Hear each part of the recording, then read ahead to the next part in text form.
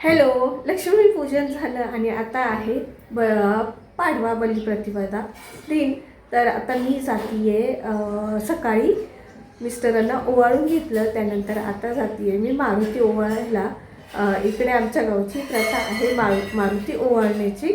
तर मारुती ओवाळल्यानंतरच माहेरी जातात सगळ्या बायका. तर आता मी पण जातीये आणि मी म्हणजे तुम्हाला मी दाखवते की आमच्या गावची प्रथा कशी आहे. तुमची अशी आहे का? तुम्ही मारुती ओवाळायला जातात का? तर मला कमेंटमध्ये नक्की सांगा. चला आता मी ताट रेडी केले ते तुम्हाला दाखवते आणि आपण भेटूया मंदिरामध्ये. पूजेचं ताट मी बनवून घेतलं. इथे बघा बळी, दिवा, कणकेचा, मिठाई, फुलं, नारळ, करगोठा आणि थोडंसं फराळाचं असं लाह्या, बत्ताशा असं घेतलं. तर मारुती ओवाळण्यासाठी हे मी पूजेचं ताट बनवून घेतलं होतं. त्यानंतर मी आता मंदिरात जाणार होती ओवाळण्यासाठी. इकडे आमच्या गावची अशीच प्रथा आहे, त्यामुळे आम्ही दरवर्षी फॉलो करत असतो. इथे मागाशी मी तुम्हाला सांगितलं की मी मिस्टरांना ओवाळून घेतलं आणि मी शूट केलं नव्हतं, थोडंसं क्लिक घेतली आणि फोटो वगैरे काढले. ठीक आहे, तर बघा मी इकडे मंदिरात आली. ॲक्च्युली मला उशीर झाला मंदिरात येण्यासाठी. 9:30 वाजले होते मला. सकाळी लवकरच जायला पाहिजे. तर बघा माझी पूजा वगैरे मी करून घेतली इथे मारुती रायाची. त्यानंतर मी शूट केलं कारण मला शूट करायला कोणी नव्हतं सोबत. इथे करगोटा वगैरे कमरेला बांधून दिला, टीका वगैरे लावून, बळी वगैरे डोक्यावरतून फिरवून असं सगळं मी पूजा करून घेतली. इथे महादेवाची पिंड आहे, नंदी आहे, गणपती बाप्पा आहे. तर पूजा झाल्यानंतर बघा फोटो वगैरे काढले मी. आणि पाडव्याच्या दिवशी तर खूप असं घाई असते. त्यानंतर इकडे बघा जे दिवे असतात ना, आपण जो दिवा घेऊन जातो घरून घेऊन येतो ना, जो कणकेचा, तो इथेच ठेवायचा असतो, घरी घेऊन जायचा नसतो. तर मी दिवा आणि जे बळी आहेत ते सगळं इथे ठेवलं. बाकीच्या बायकांनी देखील पूजा झाल्यानंतर सगळं हे ठेवलं इथं. आणि हे जे नारळ आहे ना, हे नारळ घरी घेऊन जायचं असतं.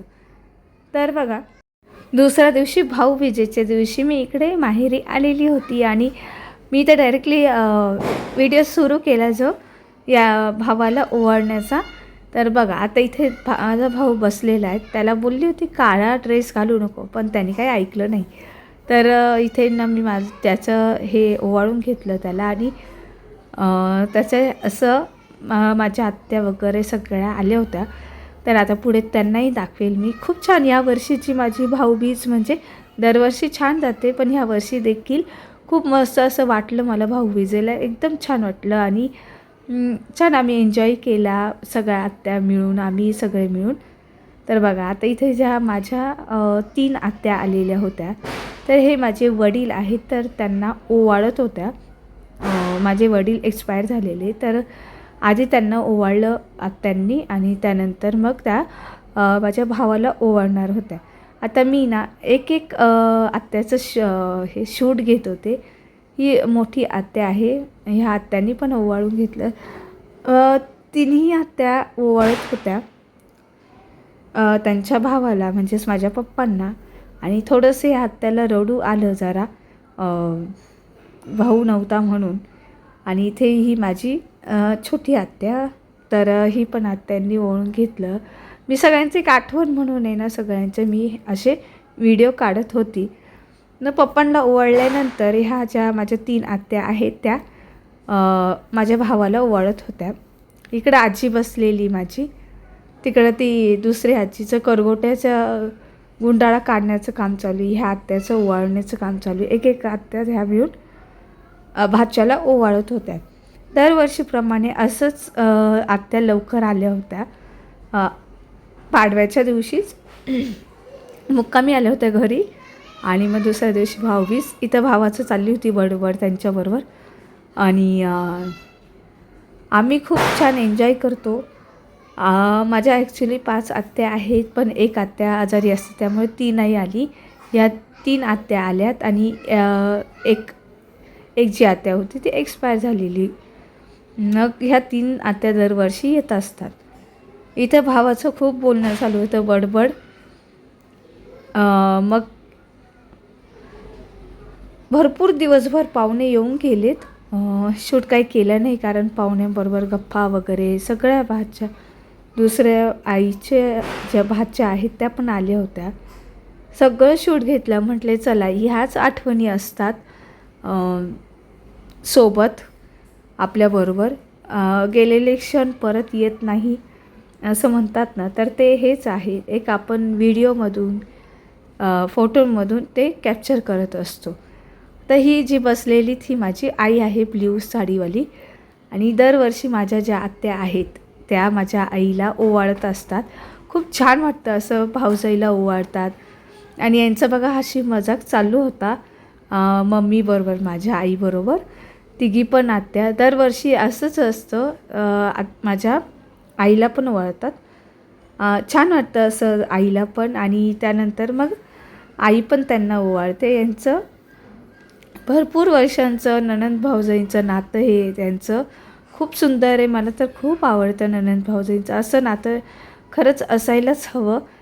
मग या तिन्ही आत्यांनी ओवाळलं. आणि त्यानंतर आता माझी आई जी आहे ती आता सगळ्या तिन्ही आत्या आहेत त्यांना ओवाळणार होती.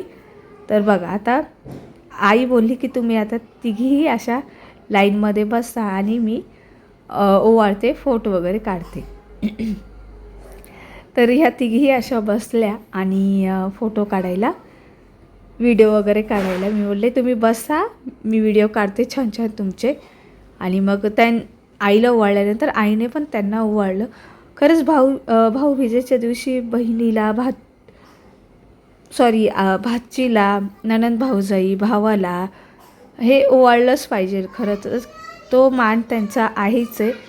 आणि मग आईने इथे टीका वगैरे लावूनही त्यांना ओवाळलं. मग मी फोटो काढत होते म्हणून आई इकडे अशी माझ्याकडे बघत होती. आणि ती तिसरी छोटी आत्या आहे तिला पण ओवाळून घेतलं. भरपूर वेळ आम्ही मस्त गप्पा वगैरे मारल्या, बसलो, छान वाटलं. आल्या, जेवण वगैरे केलं. आणि हा जो आहे हा काकांचा मुलगा. इथे काकांच्या घरी मी गेली होती, त्यालाही ओवाळलं. आणि तिकडे ती काकू आहेत माझी बसलेली, तिचं काही चाललं होतं आणि त्याला ओवाळलं मी. आणि छोटा आहे तो, भाऊच लागतो तो, चुलत भाऊ आमचा. आणि त्यालाही जायचं होतं मामाच्या घरी ना, त्यामुळे मग पटकन त्याला ओवाळून घेतलं. म्हटले त्यांना उशीर नको जायला ना, त्यामुळे मग इथेही फोटो वगैरे काढले. आणि त्यानंतर आईने मस्त असे ना, आईने नाही भावाने मस्त असे आत्याला त्यांना आहे ना गिफ्ट आणले होते. जे सहावार आहे ना, सहावार ते आणलेले. कारण ह्या सगळ्या तिघी पण आत्या आहेत त्या सहावार घालतात. आणि इथे गंमत अशी ना, यांचं डिस्कशन चालू होतं की मला हा कलर पाहिजे, मला हा पाहिजे, मला हा चांगला दिसणार नाही, असं डिस्कशन चालू होतं. त्यावरतूनच कोणतं कोणाला पाहिजे ना, ते खूप भारी वाटत होतं. असं किती छान आनंद असतो ना हा, की हे तर क्षण असतात आणि हेच प्रेम असतं असं मला वाटतं. तर मग अशा पद्धतीने आमची भाऊबीज झाली. आम्ही सगळ्यांनी जेवण वगैरे केलं. मग आत्या त्यांच्या घरी गेल्या आणि आम्ही थांबलेलो होतो. आणि मग इथं यांचं असं डिस्कशन चालू होतं. तर अशी छोटीशी भाऊबीज आमची झाली. आणि त्यानंतर आहे ना, हे मी आमच्या घराच्या पाठीमागे जो बंधारा आहे ना, तिथे आम्ही गेलो होतो बंधारा बघण्यासाठी, पाणी बघण्यासाठी. तर तो व्ह्यू आहे बंधाऱ्याचा, किती छान दिसतंय ना बघा. चला आता मी व्हिडिओला इथे सेंड करते. कसा वाटला मला कमेंटमध्ये नक्की सांगा. आणि आवडला असेल तर चॅनलला लाईक, शेअर, सबस्क्राईब करायला अजिबातही विसरू नका. भेटूया पुन्हा पुढच्या एका छानशा अशा व्लॉगमध्ये. तोपर्यंत धन्यवाद. Bye bye. Take care.